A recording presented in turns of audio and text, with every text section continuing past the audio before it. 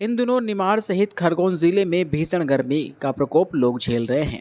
ऐसे में अगर आप भी ये मानते हैं कि बच्चों का इम्यूनिटी पावर मजबूत होता है, वे कुछ भी खाएं सब कुछ डाइजेस्ट कर लेंगे, तो ये आपकी गलतफहमी है।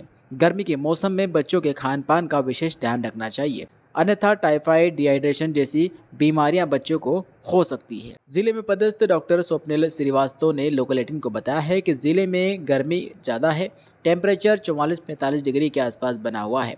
ऐसे में माता पिता के लिए ज़रूरी है कि बच्चों को वही चीज़ें खिलाएं जो सेहत के लिए फ़ायदेमंद हो और किसी प्रकार से नुकसान नहीं पहुंचाए, क्योंकि गलत चीज़ों का सेवन करने से बच्चों की सेहत पर बुरा असर पड़ता है। बच्चे डिहाइड्रेशन, टाइफाइड जैसी बीमारियों से ग्रसित होकर बीमार पड़ सकते हैं। इस समय गर्मी में का पारा बहुत ही ज़्यादा बढ़ा हुआ है और बच्चों के खान पीन पे विशेष ध्यान देना चाहिए, क्योंकि अगर बच्चों का खान पीन ठीक नहीं रहता तो इस समय डिहाइड्रेशन और टाइफाइड जैसी बीमारियां हो सकती है। खास करके छोटे बच्चों का जैसे कि देखिए कि एज ग्रुप के हिसाब से कि जो 6 महीने तक के बच्चे हैं उनको मदर का मिल्क देना चाहिए। उस 6 महीने से जो 2 साल तक के बच्चे हैं उनको मदर के मिल्क के साथ सेमी सॉलिड फूड भी देना चाहिए, है ना।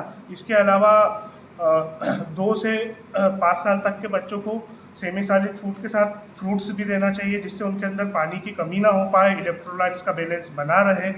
5 साल से ऊपर के बच्चों को फ्रूट्स और घर का खाने के साथ साथ पानी की प्रचुर मात्रा भी पिलाना चाहिए, है ना। और इस समय ये ध्यान रखना चाहिए कि बाहर का खाना ज़्यादातर अवॉइड करना चाहिए। हम देखते हैं कि बाहर जो है कोल्ड ड्रिंक ये सब जो ज़्यादा सेवन बच्चे करते हैं आजकल, तो इससे क्या नुकसान हो सकते हैं? देखिए कोल्ड बाहर वैसे ही इतनी गर्मी पड़ रही है, बाहर के किसी भी फूड से नुकसान होने की संभावना इस समय बनी ही रहती है, इसलिए इन चीज़ों को अवॉइड करना ही चाहिए। और क्या-क्या सावधान रखना चाहिए बच्चों को?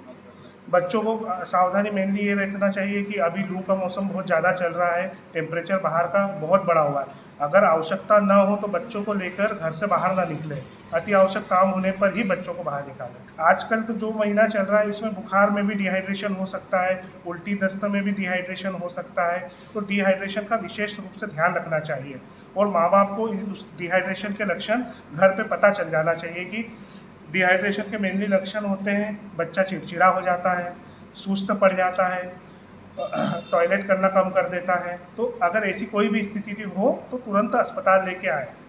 लोकल 18 के लिए खरगोन से दीपक पांडे की रिपोर्ट।